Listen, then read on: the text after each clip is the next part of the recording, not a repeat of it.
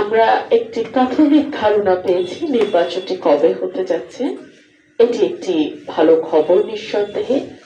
তবে আমরা আরো বেশি আনন্দিত হতাম এবং আশ্বস্ত হতাম, দেশের মানুষও আশ্বস্ত হতো, ঠিক রোড ম্যাপটি কি হতে পারে, কবের মধ্যে তারা নির্বাচন নিয়ে ভাবছে, এটি যদি তারা আরেকটু পরিষ্কার করত তাহলে আমার মনে হয় দেশের মানুষ আরো অনেক বেশি আশ্বস্ত হতো।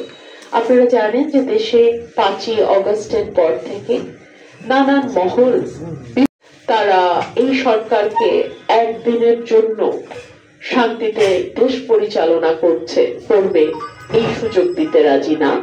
সেই জায়গা থেকেই আমরা বিশ্বাস করি, দেশের মানুষও বিশ্বাস করে, একটি নির্বাচিত সরকার যত সহজে এই ধরনের অস্থিতিশীলতা বা সমস্যা মোকাবেলা করতে পারে, আর কোন সরকারের পক্ষে তত সহজে এই ধরনের সমস্যা মোকাবেলা করা সম্ভব নয়। সুতরাং দেশের স্বার্থে, মানুষের স্বার্থে একটি নির্বাচন যত দ্রুত সম্ভব দিলে সেটা সকলের জন্যই মঙ্গলজনক হবে। দ্বিতীয়ত হচ্ছে, আমরা দেখেছি একটা অর্থনৈতিক স্থবিরতা আমরা লক্ষ্য করছি, দেশি বিদেশি বিনিয়োগ কিন্তু সেভাবে হচ্ছে না।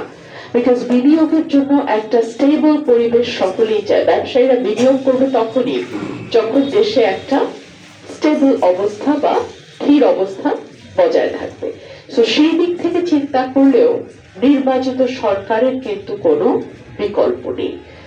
সুতরাং আমরা আশা করব এই অন্তর্বর্তীকালীন সরকার আমাদেরকে একটি রোড ম্যাপ দেবে, কি কি সংস্কার তারা কতদিনের মধ্যে সম্পন্ন করে মানুষের ক্ষমতা মানুষের হাতে ফিরিয়ে দেবে, এটা আমাদের একটি প্রত্যাশা।